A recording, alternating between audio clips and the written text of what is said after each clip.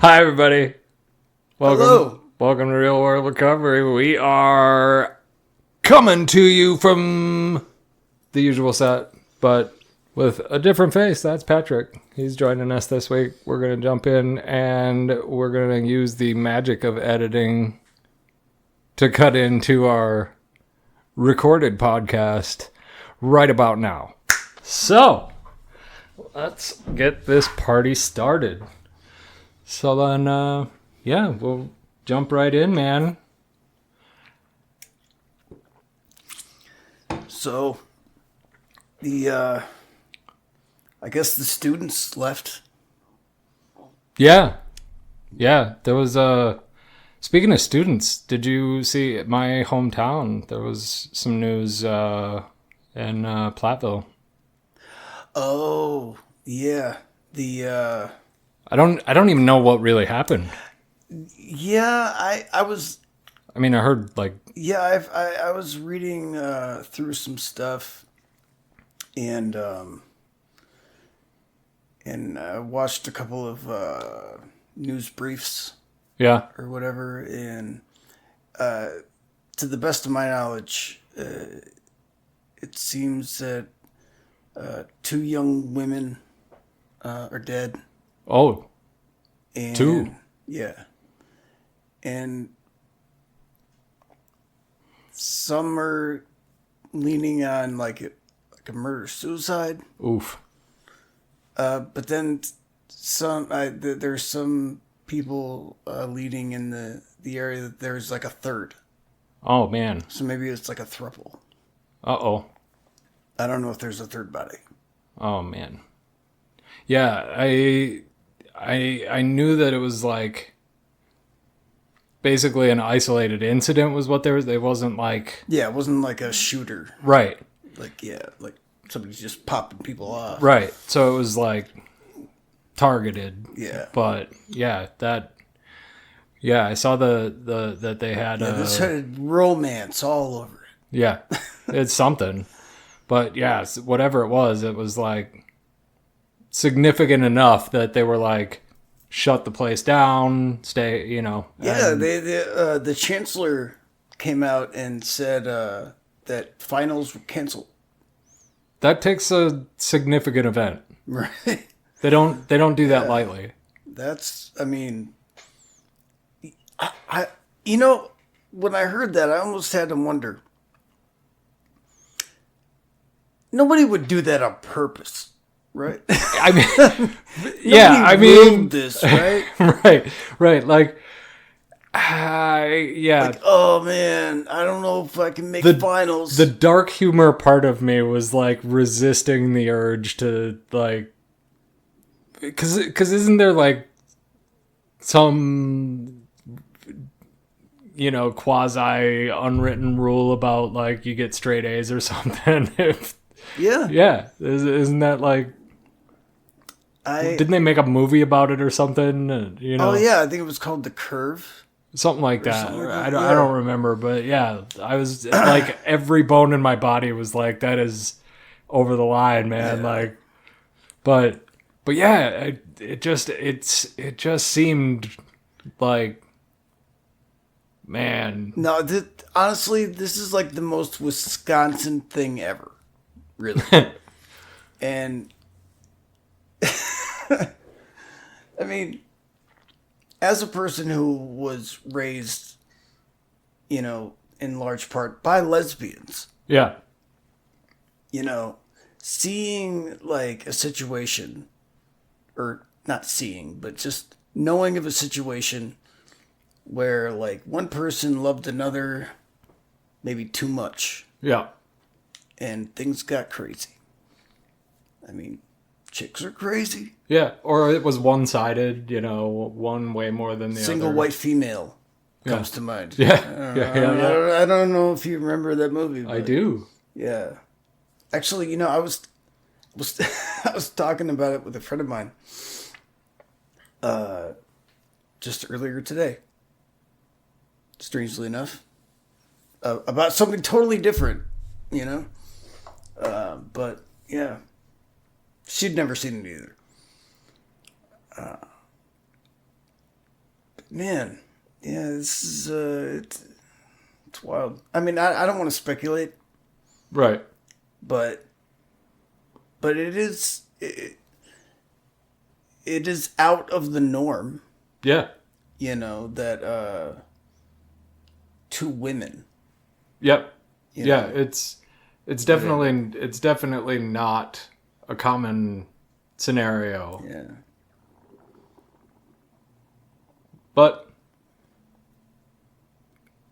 Well, good for women for, getting in the game. yeah. Hey, like George Carlin said, he was like, I think he was, but his bit was I think referring to, more taking your own life as an observation. He was like, if you really want to equality, you guys are going to have to start taking your own lives in greater numbers. Right. Definitely. Something like that. I forget the exact bit. Well, but the percentage of, suicides is... yeah.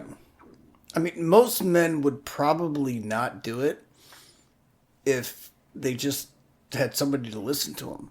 Yeah, they well, and I mean, we're conditioned, I think, to not talk to people about what we're feeling. Like, that it's frowned upon to, be vulnerable, but that's a real big issue that I don't have a solution to, an easy solution to anyway. But well, you know what I do What's that? when conversing with people, I look directly into their eye, like just the one eye. Yeah, it's a good strategy. Pick one. And some people maybe like can get like uncomfortable. Yeah. Because they're like, what are you looking at? Because I think a lot of people when they're talking to each other, facing each other, they're just sort of like it's like blankly looking. Yeah. At one another. Yeah. It's like a 2-dimensional screen. Yeah, and I think at one point I think that the like conventional wisdom was like look at their forehead. Yeah, that's weird. And I'm like, no, the best strategy that I was ever taught was pick one eye. Yeah. And stick with that. Yeah, like, just look, whether it's the person's right eye or left eye. I mean, sometimes I'll go back and forth. Yeah. Sometimes I'll look at your mouth. Well, you pick one eye and look at it. And in a conversation, if you need to break eye contact, you look to the sides, not up or down. Yeah. Like that, if you need to like break eye contact for whatever reason during a conversation, it's best to look side to side. Mm-hmm. For whatever reasons, I don't remember the exact reason now psychologically, but well, because if I look up, yeah, it shows disinterest or something. Disinterest or like, oh my God. Yeah. Like disillusionment. If I look down, it's like I'm either irritated, boredom, or just bored. Yeah. Yeah. Yeah, that very well could be. Yeah. Now that I see you do it, or that's the first thing that I think. Or looking down could also be guilt. Yeah, it like there's some emotional like I'm invoking like what I'm saying is invoking some sort of an emotion. Yeah. Whereas like just looking off to a side like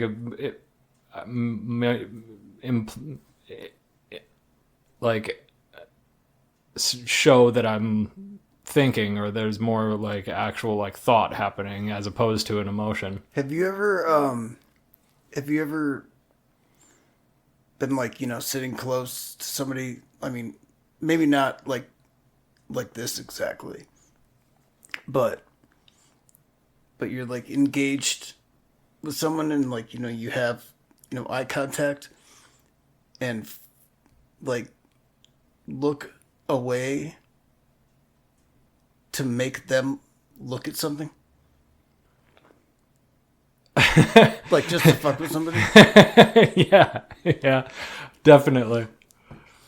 It's fun. Yeah, it is.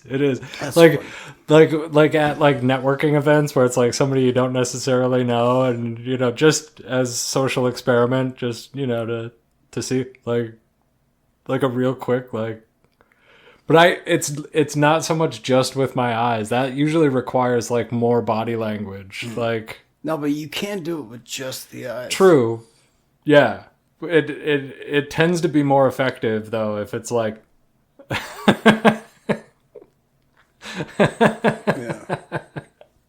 Yeah. Like facial expression and all. Yeah. Yeah. If we're sitting here and like, intently Yeah. talking about something, meaningful, and all of a sudden I'm like, Right. Yeah. The furrowed brow definitely helps. Yeah. Yep. Jesus. Yeah. Yes. Exactly. All right. What the hell were we talking about? Well, I mean, we were discussing the students not being at school anymore. Oh, right. Yeah. Yeah. Yeah. Yeah. Yeah. Oh, yeah. And, Well, I know where I work, at Madison College at MATC. There's a lot of projects yeah. when it goes into student break time, and this one's no different. There's a big like refresh that happens during the summer where faculty and staff and anybody that's got old equipment that's like coming up on end of life or out of warranty, they have to get their laptops and desktops and all of that stuff replaced. Oh, I know. And it's quite the undertaking. Yeah. So it'll be interesting to see the process. So yeah, it's interesting because it's I just started, so it's my first one, but it's interesting to see something on that scale because it's definitely the largest place I've worked in an IT department as well. So to see thousands of machines slated for getting completely replaced in a short window of time, and all the planning that goes into it. Fuck. Definitely interesting. Last weekend when the UW students were walking around with their parents and their families or whatever, I was downtown in Library Mall, and I had a microphone on this like little lamp that I got, and I mean, not like I wasn't like super serious, about it, but it was like, hey, what are you gonna do with that, that degree, you got now, or what degree do you have, and they say it in like its fullness, which is just weird. Right. Because I mean, I have no idea what the hell they're talking about. right. And I'm like, oh, okay. And what are you gonna do with that? And everybody's like response was just like, get a job. Get a job.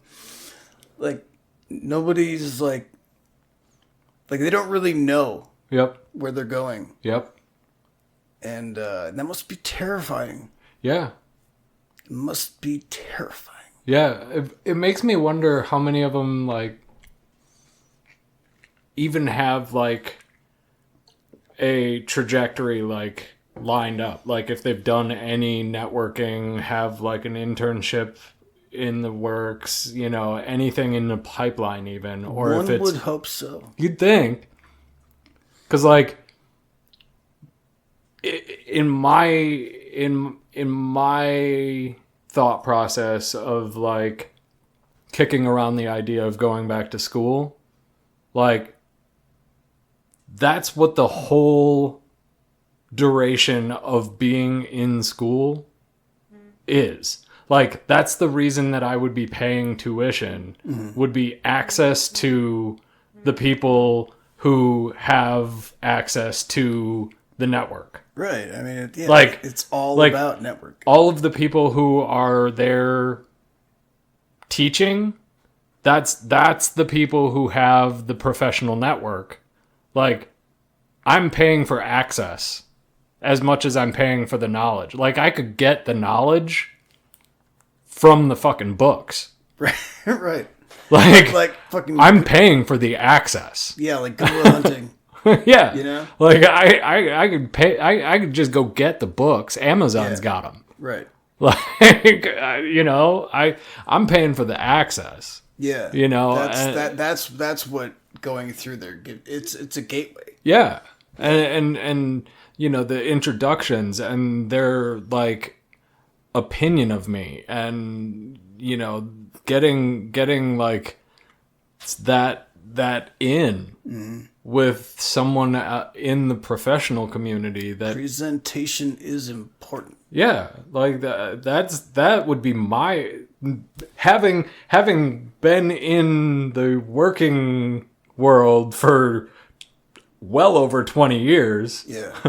I know well enough that I could do a great job, but if nobody fucking knows it, right, then yeah, I'm stuck. Yeah. I'm not going to go anywhere. And if I'm not good at presenting my case and networking and any of those things, I'm never going to advance. I'm never going to get paid more. I'm never going to get any of those promotions compared to somebody who's adequate but eloquent and charismatic and can network and knows how to, like, play the game, right? Yeah.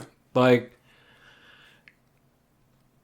call it fair or not, who cares? Like, that's, in a world where we deal with people in order to deal with people, like, right. You got to figure out how to deal with people. Yeah. Like it or not, that's a part of this game. So, No, it's but it's good. Yeah. Let me throw something at you. Let's say you're there though. Now you've been spotted. Yeah. Somebody recognizes all your talent. Yeah. And they're like, you're just the guy that we need. Yeah. To make this show go. Whatever it is. And because you've done all the pieces. Right? But now it's like everything's coming together. And you got to go out there. But you've never actually done it like that. Yeah. Like all the things. How do you go forward? I mean, like anything else, man, like you gotta, like, start, like, it's. But what pushes you? I mean, me personally, I am the type of person that I like a puzzle. Like, I like figuring it out. Like, my last job that I had for, like, 4-ish years, I loved it because the biggest task was, here's a thing that doesn't exist. Here's what we want to do. Here's the vision. It doesn't exist yet. Can you build it? And it was like, yeah, I think so. And it didn't work right away. Yeah. It wasn't like attempt one, perfection, cool, call it a day.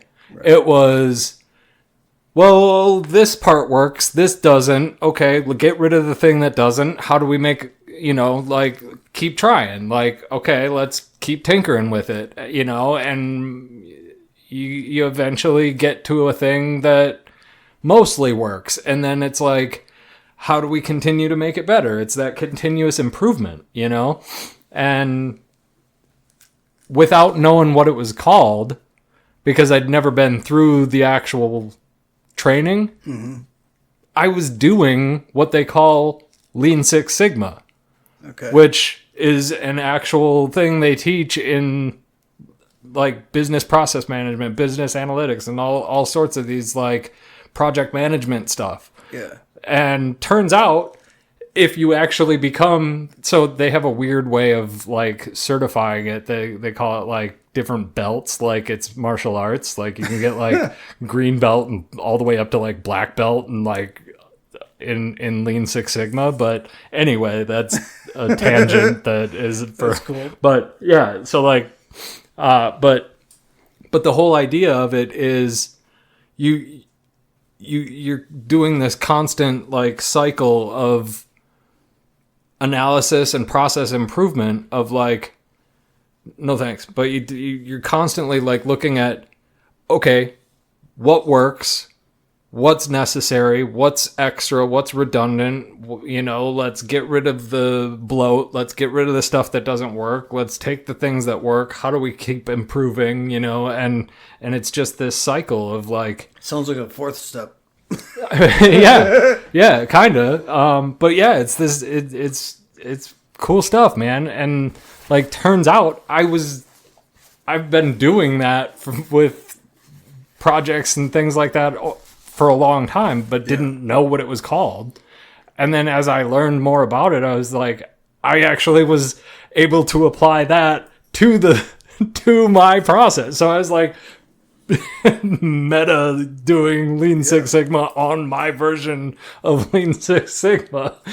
And it was like, I got even better at that. And I built this whole thing. But to answer your question, the takeaway is like, there's an old saying, you can't sacrifice good for perfect, because otherwise you'll never put anything out there, because you'll be too paralyzed to ever like do anything, because it'll never be good enough, it'll never be perfect, right? And so you just start, you just start, and like you get, once you've got something, then you can refine, then you can improve, then you can build, and you gotta be okay with making mistakes. You gotta be fine with screwing up and failing again, and eventually you find ways that didn't work, and it's like, okay, cool. I think it was Thomas Edison who said, I've never failed, I just found 99 I just found 10,000 ways that didn't work, or something like that, whatever it was. But like, and that's really what it came down to was just getting started. And I wholeheartedly like believe in everything that you just said,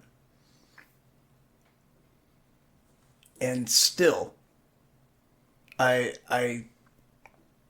have a totally different approach. For me, man, it's like surfing. Okay. Really, like, for example,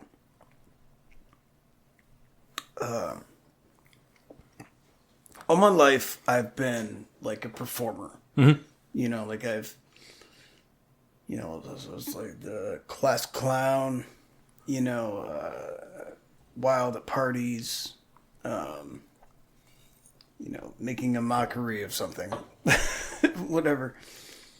A lot of showmanship. Yeah. And, so I've been in bands. I've, been like the lead singer, and put my face on, in the front of podcasts and organizations, all that stuff. I'm totally fine with being, charging ahead. Stand-up comedy, being on a mic on a stage, being a hood ornament, basically, and plowing through, whatever's in front of me.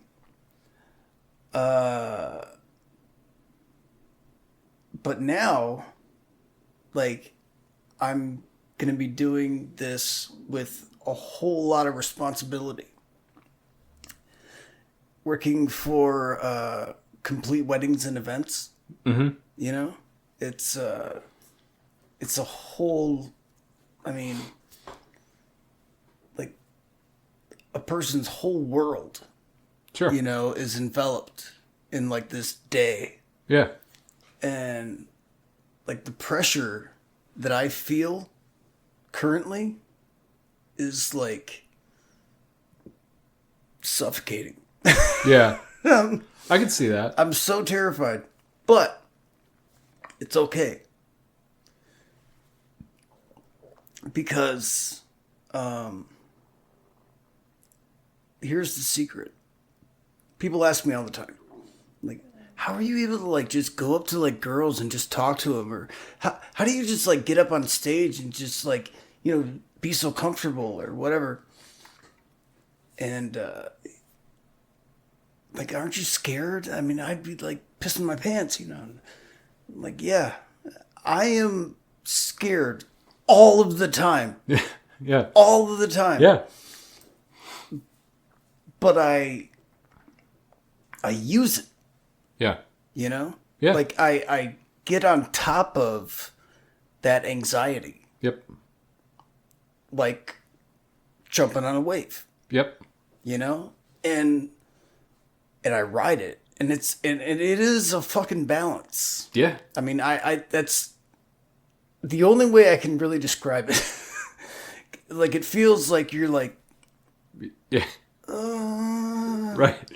The whole time you're performing like that. Yeah. In that way. It's exciting. It definitely kicks off, like, endorphins and, makes explosions in your brain, that you used to have to pay for. Right. But it's so cool that, I've had all this stuff, all these things that I've done throughout my life, and just been this jumble. Mm-hmm. I'm like a jack of all trades kind of thing.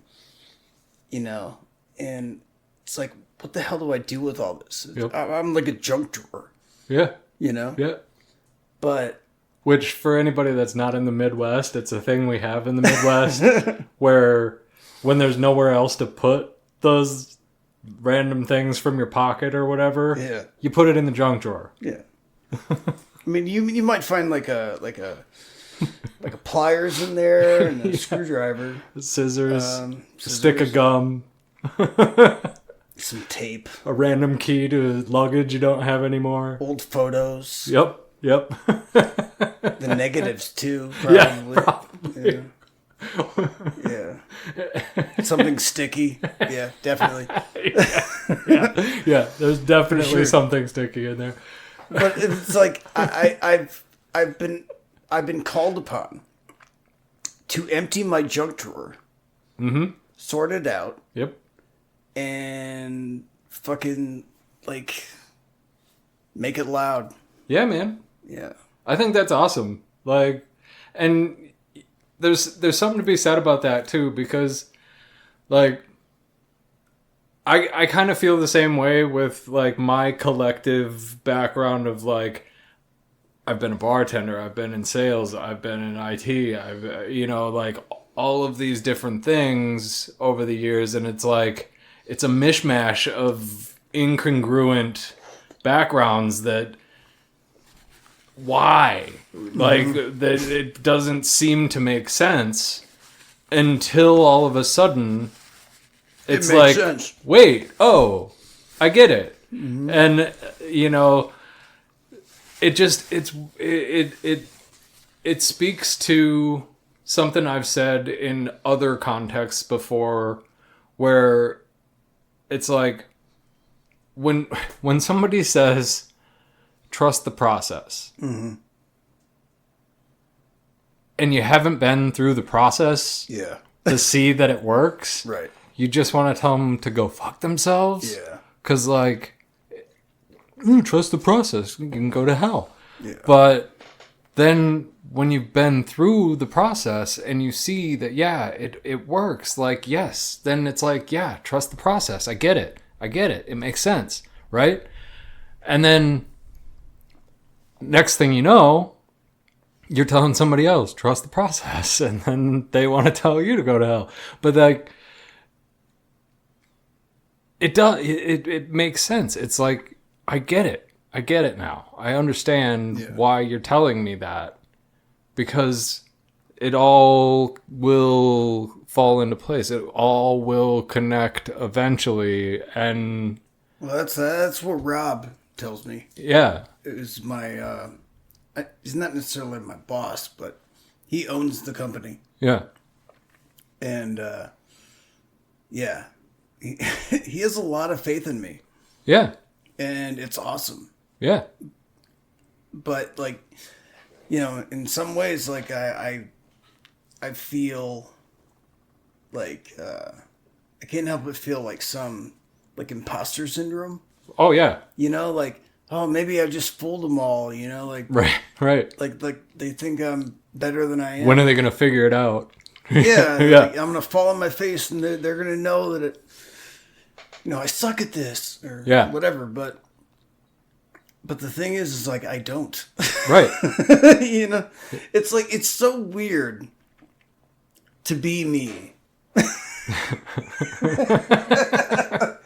No, I mean, because it's like,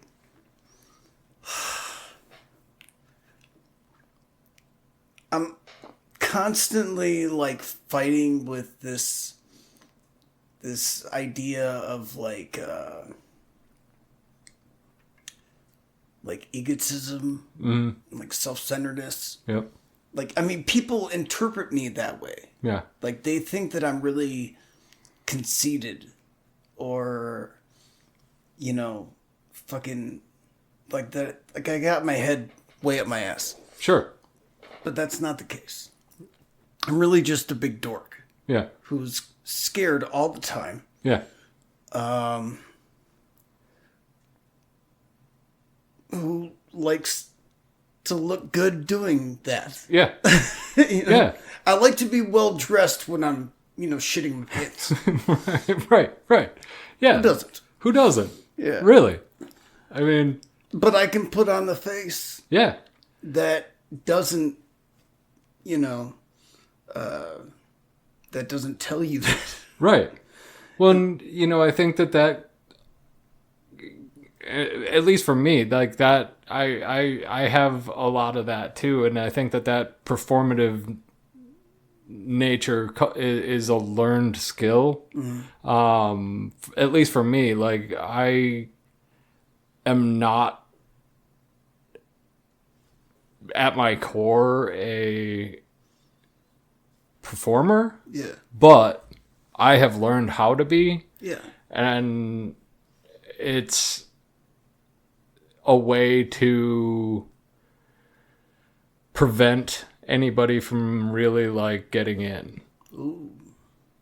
Because if I can be a character, they don't get to see me. Oh. They get to see whatever I present. I get to send whatever representative I want, and here's what you get to see instead. And with that comes like great power.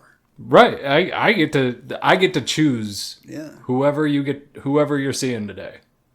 You know? And I had an absolute army at my disposal, you know, and the problem though, like, yes, it was great to have that, you know, massive wall of defenses, but the downside of that was that I didn't realize they were also like preventing me from getting in. Yeah.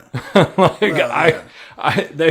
I wasn't ever able to like get in and like do any work on myself because I was like, Yeah, you sort of got lost in the yeah, shuffle. like I had no real time or concept then of, well, then who the fuck am I? So yeah, Well, I see that, like, I mean, that's obviously, like, the negative part of that. But on the upside,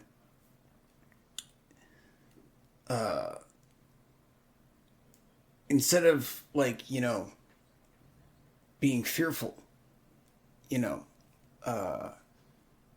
I can establish character and roll with that character, and like that dominates, the scene. And I mean, I'm not trying to like overshadow like brides or grooms or right, whatever, but right. but I mean, you know,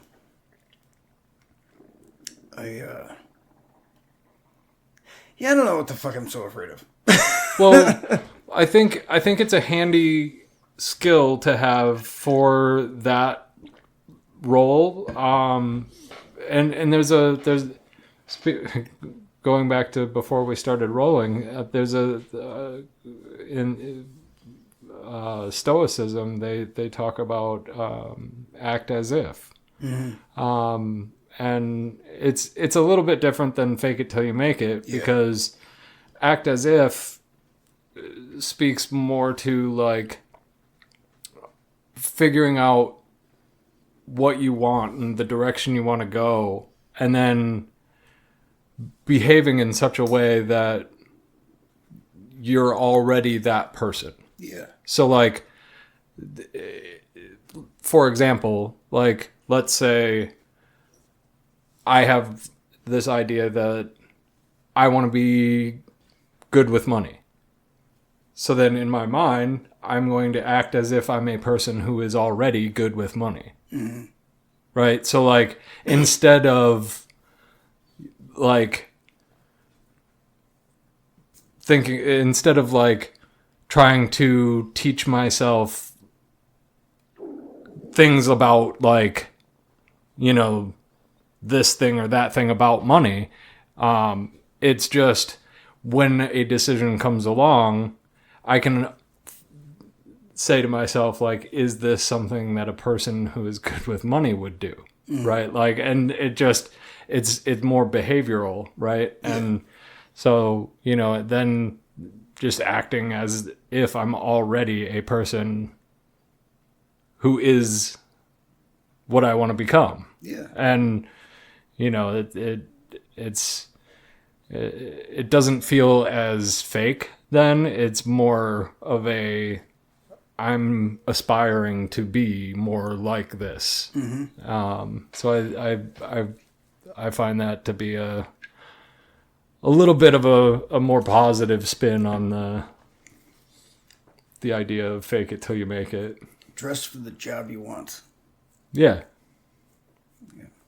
Act as if. I dig that. So, I think that, that kind of leans into what you're talking about with that persona. Because in a, wedding, at a reception, like the person, like if I'm the person getting married, I want the person who's entertaining the people at my wedding, at my reception, to be an entertaining person, right. To be a personality that is, able to get and keep the attention of the people there, to get them to have fun and, you know, dance like chickens and or whatever, and kind of direct the energy, you know, and yeah, I mean that's basically what I'll be doing. I'm like orchestrating. Yeah, and kind of be the leading indicator of the ebbs and flows of the energy in the room, you know. Yeah. So it is. I mean, it does. It presents to me as like tremendous responsibility. Yeah. And it's daunting. It really is. Yeah. And I'm sure, like, after, you know, I get through it. Yeah. Excuse me. I'm sure once I get through this weekend, Yeah. I'll be like, oh yeah, well, I should have been doing this. Right. Yeah. Should have been doing this like 20 years ago. You'll get one under your belt and be like, Yeah. I'll be like, this, but I don't mean to be cocky. But then like the very next weekend, I'm going to be doing it like solo. yeah. So it's like, hey, can you swim? No. How about now? Yeah, right. Shit. Yep. Gonna learn today. Here's a stick. Yeah. Okay, I'm taking them back. Yep. You'll be fine. Yeah. I'm excited though. It's great. It's honestly. I mean, I think it says a lot about how, you know, the confidence they've got in you, because like, yeah. I don't think that they'd be like, you know, kicking you out of the nest if they didn't think you know, because like, I feel like they've got a lot more to lose than you do. You know. Yeah. If something goes wrong. Yeah. Like, so I feel like if they didn't think you could, they'd hold your hand a lot more than they are. Yeah, and they are not. Right. They're not. And it's cool, man. Like, it's kind of like learning how to ride a bike. Yeah. You know? Yeah. Like when I did the pre-call with the couple that I'm doing for the solo, my solo wedding, it was a Zoom thing, and my manager was on the call. Sure. But she wasn't in the call. Okay, yeah. I mean, she was there. She was present. She was... Like off screen. Yeah. She was hearing and listening. Yeah. But not speaking or saying anything. Mm-hmm. And I felt like, you know, scared shitless the whole time. I was like I was like winging it. Yeah. You know, I'm just like trying to do what I'd seen be done before. Yep. You know? And so did they like have you shadow like yeah, a call I was on a call with this other DJ and just tried to like, you know, emulate what he did and said, and tried to hit all the same beats. Sure. And you know, like I screwed up a couple of things, but for the most part, like it went okay. But I didn't know that right away. Sure. In fact, I thought it was like pretty fucked up. Yeah. And then when I finally ended up talking to my manager, she's asking me questions. She's like, "So how do you think it went?" Oh, that's always a... You know, like, did you think that that they were like, you know, with you like the whole way through, like, you know, like you were on the same level? And I was like, oh my god. Yeah. You know, like, thanks for the loaded question. Right. And no, she wasn't meaning it that way. She said like she wanted to chime in like once or twice because like because I jumped around a little bit, and she was wanting me to be more like streamlined.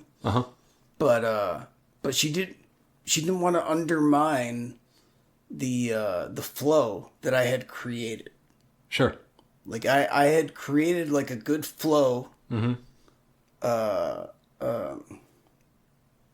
with, you know, like I had like a good thing going with them, and yeah, Nice. it was actually when I said like riding a bike, Yeah. it's like I got on the bike, and it's like the couple is like the bike, Yeah. right? Yeah. They're the bike, and I'm riding the bike, Yep. and my manager's pushing me. Yep. You know, she's holding the seat, Yep. right? But I can't see her. Right. You Yep. know, I can't. I don't want to look all the way behind me, because if I do, Yeah. you know, I got to keep looking at the bike. Yeah. You know, to make sure the bike is okay. Yep. On the, you know, and I'm pedaling, and it's like, and like, you know, here I thought that, like, I wasn't sure this, you know, like where she was, Yeah. you know, this whole time, but I was doing it. Yeah. I was doing it, man. Yeah. You know, like I was pedaling, Yep. like I was riding the whole time, Yeah. all by myself, Yeah. and it was good. Nice. And yeah, Awesome. so like that just instilled more faith in me Yep. from them. So it's like, I'm just stacking it up, man. Yeah.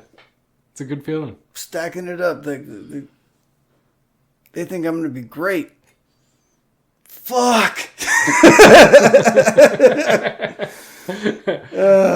Yeah. Oh, I know. I know. It's a weird feeling. It's a weird feeling to be like. So, and I think, you know, it was talked about maybe in Sunday's meeting, where it's like get so accustomed to screwing up, like I know what that feels like. Yeah. But like actually doing well Yeah. and actually like succeeding, that's scary. Yeah, it's just as terrifying. Like that's Because it sets a precedent. yeah, Yeah. it's uncharted territory, man. Right. Like I've never been here before. Yeah. Like what's this? No, that you know, that's why I've been known to say that, like, my early recovery, like the first 7 years, Yeah. is like, you ever done a pull up? Yep. You ever done a pull up for 7 years? Because that's what it, at the end, that's what it felt like. Yeah. You know, it's like, okay, I've got myself here, and now I just have to stay. You know? Yeah. Yeah, for sure. Yeah, it's Fingers burning. Oh my god. Yeah. I know, man. It's weird. I just hit 52 months, and I know you love that. It's yep. Once I hit 60, then I'll start saying years. But Okay. you know, I was told by my first sponsor, he's like, yeah, once you get to 5 years, but like before that, like talk about months, man. It I like it. it's more relatable to the folks that are new. Like, Well, no, I like it because it's like you're you interpret your recovery like it's a baby, yeah, man. like it's something that needs to be cared for, Yeah. and you got to be gentle with it. Yeah. You know, you gotta, it's still fragile, man. yeah, you got to feed it. It's still fragile. Yeah, it's like, oh shit. If not more so. Yeah. Like, because it's easy to get complacent. Once I've seen a lot of people hit that, Yeah. 3-4 years, and like Yeah. Spin out. they fall off the edge of the planet. You Yeah. never hear from them again, and Right. it's like, what yeah. the heck happened? I know. Like they just I've seen. Yeah. stop doing anything for their recovery, and then next thing you know, they're back to what got them there in the first place, and it's Or like, worse. yeah, Yeah. or worse, usually. But yeah, I mean, that's exactly it. That's how I look at it, is like, it is still very fragile. Like, I gotta, and, you know, I try to remind myself all the time, try to stay connected, try to stay active, and like, these things that I am achieving and building in my life, it's like, it's only possible because I've been able to, you know, build this foundation. And, right. You know, without that, the rest of it's not possible. So it's all still very, very early. Yes. You know, like, I know you like to say it's a good start. Yes, it's a good start. It's a good start. And I do feel that way. I do really believe that. So, nice. Yeah. That's not what I wanted to see. But yeah, it's good, man. It's real good. So for all of you guys, we're expanding our lineup, our faces that you're going to see, and voices. For those of you that tune in on the audio version, you may recognize Patrick. Hello. He came on. I've been here before. He has. He did one of our interview sessions, and you'll be seeing more of him. He's going to be joining us more regularly as we continue forward, especially after I moved to Charlotte. So yeah, I'm gonna be getting him more involved. Patrick's done his own podcast, the Mad City Streets podcast, and so he's also going to be helping us out here. And as you heard, he is getting into doing more DJ stuff, which I think is just absolutely perfect for you. I think that's just I think you're gonna love it. I think you're gonna crush it with that. So, yeah, I am fully on board with that decision. I think, yes. Yeah, I think that's gonna be awesome. I remember one of my mentors in early recovery telling me sometimes it's better to damn it, how do they say it?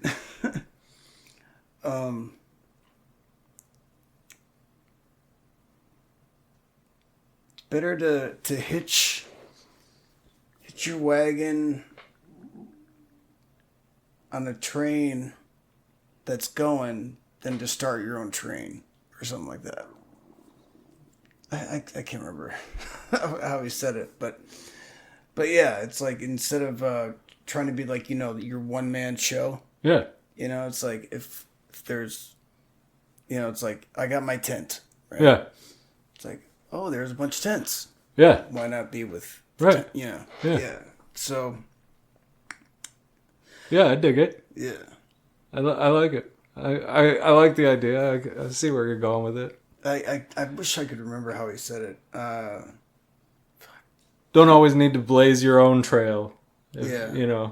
If there's already one going in the same direction, right, kind of thing. Yeah. Yeah. Yeah, I dig it. Yeah, that was Mac. That was Mac that told me this thing that I now can barely remember. I mean, you got the idea. Yeah. Like, whether it's verbatim or not, that's, yeah. I mean.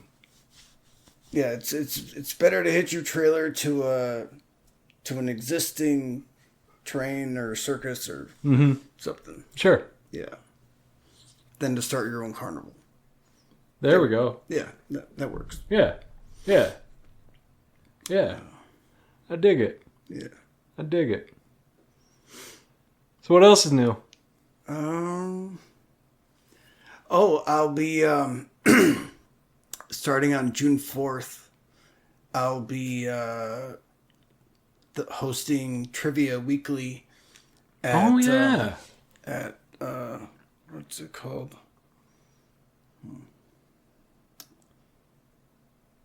Madison Axe Throwing. Oh. I mean, that's literally the name of the place. Madison Axe Throwing. I don't know why. I'm guessing it's Or not. I guess it's just Madison Axe. I'm guessing it's not like a mini golf course. No, it's a bar. It's a bar at 2427 South Stoughton Road in Madison. It's right off Flom. They don't do any kind of golfing there, right? I don't think so. No. I don't think there's golf. No, just throwing axes. That's all right. I guess this is where I never really liked golf anyway. I always found it subpar. I think this is where like felons go in lieu of a shooting range. You know? It's the next. If I can't go somewhere and shoot a gun, I'll I might as well throw an a axe. sharp thing at a Might as well throw piece of wood. Yeah, what could go wrong? Yeah. Oh, But man. I'm glad. I wonder what the insurance is like on a place like that. Oh Jesus! I'd never been there. You ever been to one of those places that's just like one of those break rooms, like you literally go in and just destroy stuff? What? They have these Gone into a break room and just destroyed no like everything? they call them like break rooms where like you can go in and like everything in the room you can just go in and destroy. Oh no, I have not. Like it's like stress relief. Like That's awesome. People, I was like, that is a brilliant idea. Like they just have like you can just trash the entire room. You can just go in and rent out the room for like a half hour and just break stuff. Really? I'm like, that actually sounds therapeutic, like nobody's business. Like you have a bad day, like rather than turn into any kind of substances, just go in and just demolish stuff. Yeah, I mean, dude, that would save so many like wives or girlfriends from like domestic abuse. It would save so many people's internal organs. Yeah. Like, rather than drowning my liver or, like, just break shit. Like, let me just go in and just destroy inanimate objects for 30 minutes. Actually, my friend Jason was, he was on top of this a long time ago. When we were kids. Over Raymond Road and Whitney Way. There was a grocery store there, a Century. Now it's Walgreens. But they had these big like metal drums, not trailers. I don't know that a place for bottles. Sure, yeah. But it was like it was big. Yep. Like it was like the size of like a like a big dumpster. But it was like covered, and it was like there was like holes in it, so you could like just throw them in. Yeah. But you could also reach in when it got really full, and grab bottles. Oh and just man. Whip them, and fucking smash them. Yeah. And he would do that. Oh yeah. He would do that to like. I mean, that's and instead of breaking all of his controllers. That is therapy. Yeah, it was. It was super therapeutic. Like cathartic, like nobody's business, man. Yeah. Like that, and I mean, you want to talk about like reduce, reuse, recycle? Yeah, right. For sure. Like, let me just go to St. Vinny's, like go to the dig and save. Yeah. Let me find all of the things that are breakable and like buy them by the pound. Yep. Take them on over. You could probably get a like truckload of stuff for like $50. Yeah. Take it on over. Or just smash it. Yeah, rent it out for, you probably, 10x your money. Fuck. What are we doing? I mean, We gotta gotta start this business. Is there one in Madison? I have no idea. Because if there's not, I don't think so. if there's not, don't you take it. Don't even think about it. What do you even call that? Call it the break room. Call it the break room. Like, that's it. Like, we just, it's already going to be taken down. I mean, by the time this goes online, 7 people are going to go and do it. But that's fine. You're welcome. I just gave you an idea. So, right. To the 78 people that watch this. Oh, man.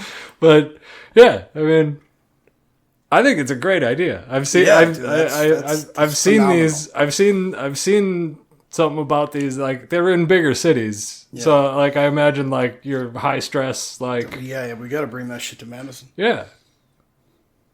I mean, if there isn't one, there should be. Like, put it downtown or something, you know? I could see, like, stressed out, like, lawyers and judges and, you know, whoever else paying $100 an hour or something like that to go in and break a bunch of old junk. You know? I'm not even sure how to Google that. Yeah. I don't know. Where? Here, hold on. Demolition. Where can I go and break stuff? Let it all out. Disorderly conduct. Rage. What? Rage rooms. Oh, that's a good name for it too. In Madison, you can go to the Smash Zone for a rage room experience where you can smash items to relieve stress. That's a terrible name. Bustin' stuff. That's also a terrible name. It's called Bustin' Stuff. A rage room in Milwaukee is another option, although it's appointment only. If you're I would hope so. To Sauk City, disorderly conduct rage rooms offers both destruction zones and paint splatter rooms.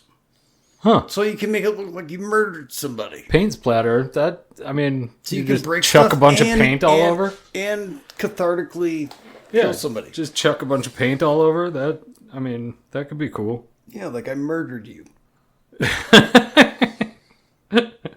I mean, I think the break room is awesome. That's fucking like half the battle is having the right name. I'm claiming that right now. Yeah. Don't you even think about it. The break room is our intellectual property. Yeah. Your copyright. God damn it. Copyright Real World Recovery Media. Hell yeah. Stamp done. Yeah. As of, what's the date today? I don't even know. May 20th. Yep. Copyright 5/20/25. That's right. XMXM, whatever. 11LP. Yeah. Oh my God. The Roman numerals crack me up. Yeah. Like, just invent numbers. What are you doing with letters? Yeah. Oh man. Damn, I really do like that. The break room. Right? Yeah. It's a really good idea. Why not just, like, why overcomplicate it? Just call it the break room. Seems like, why, keep it simple. Yeah. Keep it simple, man. Yeah. It doesn't need to be complicated. For real. But, I don't know, man. I don't know. Oh, I had a interesting thing just kind of show up today. What? Yet another one of those, like, things that all of the, like, background stuff kind of coalescing. So, a friend of mine from, over the years is a world class, and it's not a exaggeration or like a word that's thrown around, literally has won gold medal in the world competition stage, chocolatier. What? Yes, she is literally like a James Beard nominated chocolatier. I didn't know that was a thing. Yes, and so has a new storefront opening soon.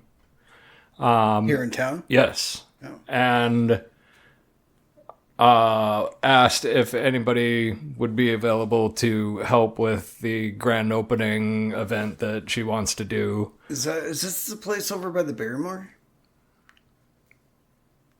No, I don't believe so. Oh, okay. Coco Va. Where is it? So the old place was on East Wash. The new place, I don't have the exact address yet, but details coming soon. Okay. But so I was like, yeah, I mean, I'll help with whatever you need, thinking it was going to be like, helping set up tables Chocolate or whatever, and stuff, that kind of stuff. And she was like, oh, I need somebody to help me come up with like the cocktail menu and stuff like that, because I've got bartending experience and like I used to do bar consulting, and like before COVID I was on a path to like get the triple crown of bar consulting. I got my I was going to get my sommelier, Cicerone, and certified spirits educator. Oh my so God. like I was going to do like all three paths of expert. So like wine, beer, and spirits, and be like expert in all of it. Wow, we could have gotten so drunk together. I mean, I did a lot. But I also was very good at crafting extremely high-end cocktails and doing like pairings and figuring out like, okay, here's this 7-course meal. I'm going to curate a drink experience to go along with it, that it's not necessarily like you're going to walk away hammered. It's like these are going to be like, sips that are going to they complement make sense all the way through the meal. Right.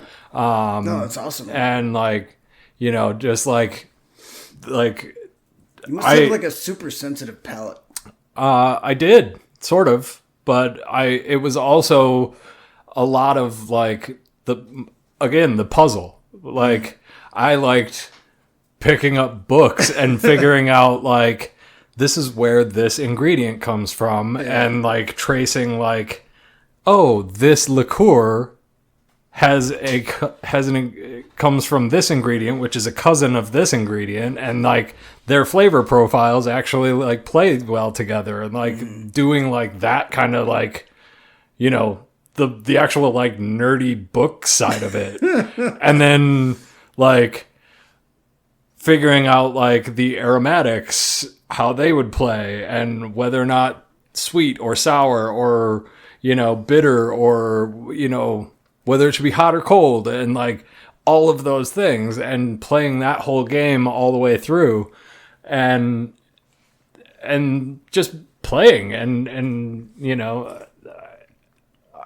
that was I think the one thing that like I really found a like creative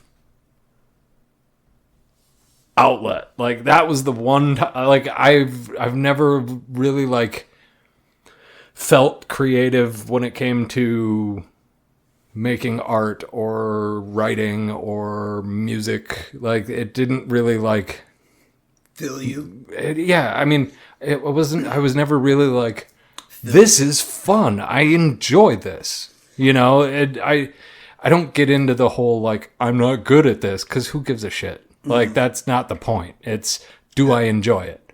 And I really liked that process. Yeah. I really liked creating that, and more importantly, I liked making it for somebody and seeing them go, this is fucking good. And I think I also liked the fact that it was impermanent. Like it ceased to exist. Mm-hmm. You know, like those mandalas that the monks make out of sand. You know, like they spend so long making them out of sand just to wipe it all away. Mm-hmm. Like I love that. Like I love just the idea that like it's not meant to be forever. Like it's meant to be experienced and then it goes away.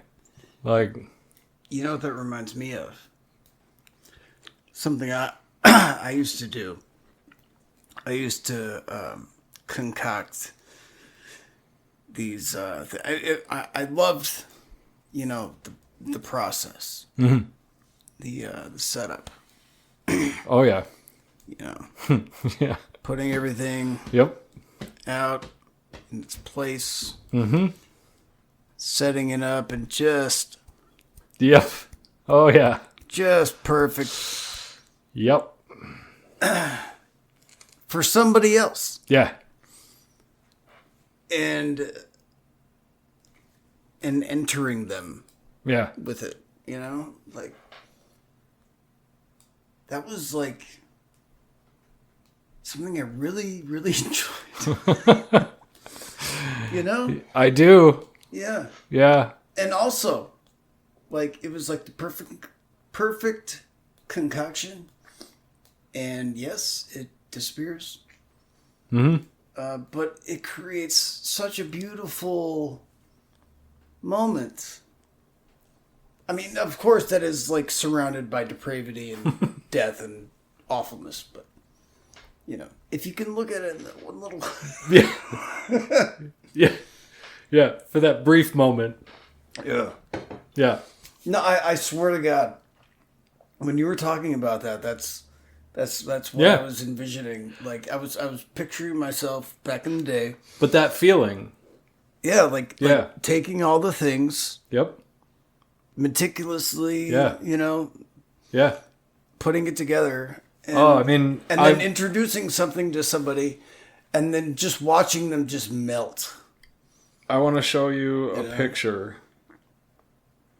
There's one picture in particular. It was one of my favorites that I ever made. And it was... I don't know that I've ever made a prettier drink. It was called... I called it the Italian Flower Garden. The Italian Flower Garden. Yes. Because every component of it was sourced from Italy, other than the edible flower garnish. But let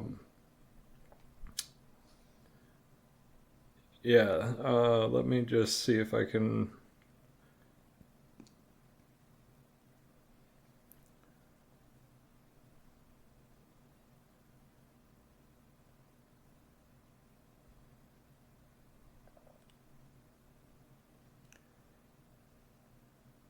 A few minutes later. 5 minutes later. The beauty of editing. Yeah, right. Yeah, that's the beauty of the magic of not doing it live. Right. But let's see, was it there? I had a fun idea though for a live thing. Sidewalk karaoke. Ooh, that could be good. There it is.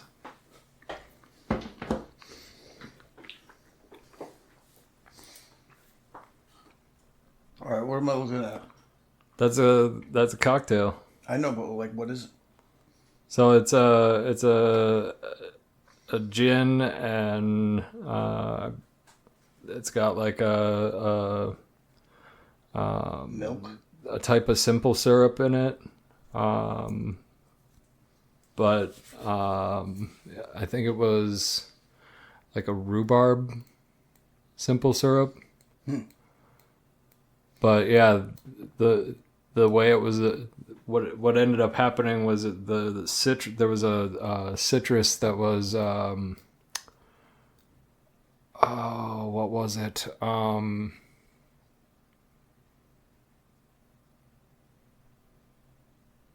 Shoot, I can't remember the. It's not lime. It's like a smaller version of a lime, so it's very, very tart. I have no idea. Kiwi? I don't know what you're talking about. I don't remember, but It's a kind of fruit. but yeah, it was but it was like a very, very like tart vinegar from Italy. Okay. And so there were just a couple of drops of that in there, and then some lime juice, and this simple syrup, and then gin, and when I would shake the drink, you put very large ice, so that way when you would shake it, the ice wouldn't break, and the ice wouldn't like break down, and you wouldn't water down the drink. Okay. And then when you'd pour it, that star shape would happen. Okay. Like the way it would emulsify with everything, it just was perfect. And oh my god, because you'd have the cherry already in the bottom, yeah. And so then you'd just pour over a double strainer over the cherry, and then it just would make a star, and then you'd garnish with the flowers on it, and oh my god, just Bon appetit. ended up just being a beautiful, beautiful drink. Right on. Yeah, that's what it would look like. I gotta say though, I mean, gin. Ugh. So it was not one of those gins that was made with juniper. If you could make gin taste good, It was not one that was made with juniper. what is juniper? It's what gives it that piney, Oh, like pine needle okay. taste. So it was a very crisp, like clear gin. So it was like extremely like almost flavorless. Like water. Yeah. Oh. Well, cool. Yeah, it was neat. And then there's a different one. What's that? I don't know. I'd have to look at the menu that I saved with it. Just blue. That's the In Bloom Botanist with Luxardo, Maraschino, Creme de Violette. Here we are on a recovery podcast. I don't know, like Talking about drink. But no, like, so, yeah. So the reason I bring it up is with all of that background, she asked if I would help make, so her menu for this. Oh, right, yeah. And, because she wants to highlight her chocolate and everything. But she also does like caramels and things like that. All sorts of these candies and stuff. And so the main focus of this menu is going to be NA beverages. Mm-hmm. There's going to be a couple of things that have like liqueurs and things in it, but it's not going to be a menu that people go and Get drunk off of by any stretch. Right. And so I was like, yeah, for sure. Like, let's do a lab day. Because that's what I used to call it when I was coming up with my menus. It was a lab day. I'm like, we're going to spend all day we're going to be playing with this. I'm Be like, in the lab. yeah, we'd call it a lab day. I would work with the chefs on their, when they'd have their menu. I'm like, we're going to do a lab day. So like, get ready. And so, yeah, 2 weeks before the event, we're going to do a lab day. And but I told her, I was like, but there's a stipulation, like anything that's going to have alcohol in it, like you're going to need to be my taste tester for it. She's like, I can do that. I'm like, okay, cool. But yeah, so that's exciting. I get to actually like do that again. Like I haven't done that in years. And so I'm like, You sure you won't be like tempted? not at all. Like not even a little bit. I'm like, it's not even about me having it. It's me creating it and like getting to see somebody else try it. Yeah. And enjoy it. Like that's all it was for me. It was like, it was never about like the only reason I ever drank wasn't to enjoy it. like that was not the point. Like I was not that drinker. Yeah. I was like, give me the cheapest thing and as much of it as I can get in before you close. Right. Like, I don't care how many hours I've got. I'm still on the clock. Yeah. And I'm on a budget. Like, I have a mission. You know, like, that was the only purpose. Like, anything that was more expensive than the cheapest thing they had was wasting money. Like, that was my mentality. Mm-hmm. You drank vodka, didn't you? No. Oh. No. Vodka's cheap. Yeah, the clear stuff didn't work for me, man. I was like, cheap ass whiskey and cheap ass beer. Oh. Did we talk about this the last time? Maybe. Old Thompson? That was one of them. The old man. Yeah. OT. OT. The OT. Yeah. There were a lot of places, though, that would do industry nights and do around town. Like, if you knew about it, you had to be in the know. Mm. But industry night over at Notchville, you order a tall boy PBR and you'd get a free shot of JMO. Oh. Wow. If you worked industry. That's cool. Yeah. But you had to know about it. They didn't advertise it. Damn it. I wish I... Yeah. Missed them. Yeah. So I'd go to there every industry night, every week. You just go down there, pay for a PBR, and you just get... They'd chuck you a free shot every time. You know, going back to what we were saying before, you know, how, you know, we've been around. Yeah. You know, we've I've seen a thing or two in my day. yeah. You know, like having had all these different jobs, different experiences, engaging with all kinds of different people. Yeah. You know, molds in itself. Like it molds a person. Yeah. And yeah, it's cool that, you know, I get to take all this junk drawer stuff, you know, this big, what I thought, you know, what I could still look at is just like a mess. But it's really like an assorted hodgepodge of just unique what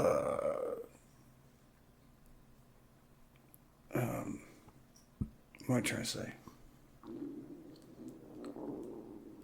Unique fuck. Trail off.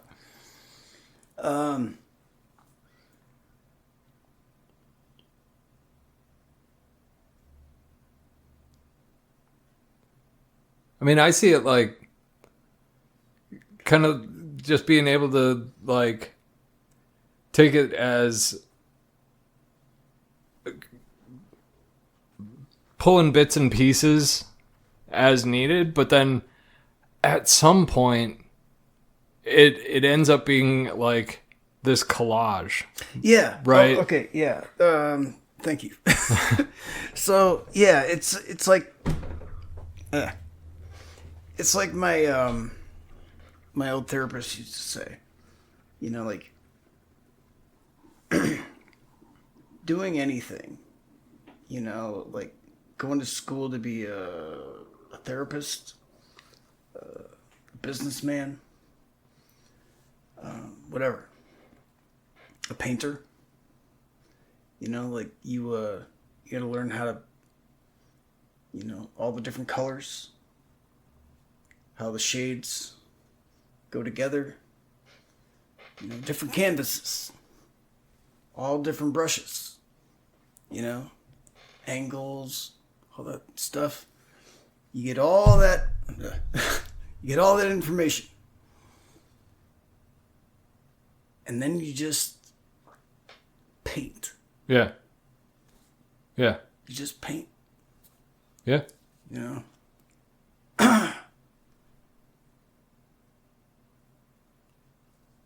It's like I'm not gonna, you know, like take my whole library, you know, of every like textbook, you know, that I read in college with me to every like, you know, person I would counsel.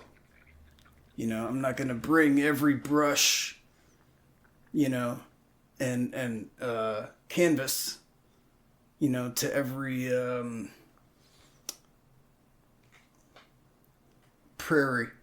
Right. I don't know, whatever. Right. You know. But yeah, you just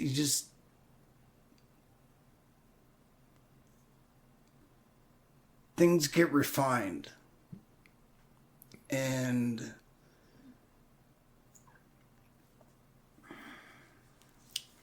I want to say whittled.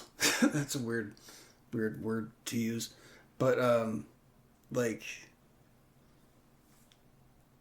things get, you know. But I mean, it is kind of like that though. You kind of like start with just like a block of wood and like you. Well, yeah, it's just like it's like it becomes something very particular. Yeah. Yeah, that you didn't even know was there. Yeah. Yeah. It starts to make sense. Like it all starts to come together. Yeah. Yeah, I dig it. Yeah. Yeah, man. Well, this is fun, man. I think this was a good little soiree, and I don't think soiree is really the term. No? Soiree means party. I mean, it was kind of a party. No, this wasn't a party. I had fun. I mean, I'm not saying I didn't have fun. Doesn't have to be a party. It was like a jam session. Yeah. Yeah. That's a better analogy. That's true. I mean, I'm old. This is basically a party for me. Oh my god. Yeah. What are you doing on a Tuesday night, man? I'm gonna go so hard on this podcast. You should have seen it. You have no idea. We raged so hard. It was crazy. We talked for like 80 minutes. Oh my god. How do you even keep your attention? I don't. That's crazy. I mean, you know, I wander. Yeah, right. But not all who wander are lost. That's true. That is true. But well, you know, as we like to say when it gets to be about this long, if you've made it this far, go ahead and click the little button that's like right down here or wherever it ends up being on the screen. Click that like button, subscribe, click the bell so that, you know, the the YouTube gods sending notifications every time we put silly things on this channel. If you are listening to us, please say something nice or indifferent or even mean about us on the old reviews on the old Apple Music or iTunes or whatever the hell they're calling it these days, to help the old algorithm put us in front of more ears. And tell your friends. Yeah, we'd love to hear what you think. Hop over to the Discord, pop in there, say something, check us out. Check us out on Facebook. All of those things. Do the things. Yeah. The things. All of the obligatory things that I need to plug at this point. So, yeah. But yeah, thanks for tuning in. Come on, get with it. Yeah, if you don't know by now what to do to help out a channel you like, what are you new? Yeah. But yeah, anyway, thanks for tuning in. We appreciate it. And thanks, Patrick, and I am happy to welcome you, and I look forward to doing more of these. So, yeah. With that, see you all next week. Bye for now. Peace!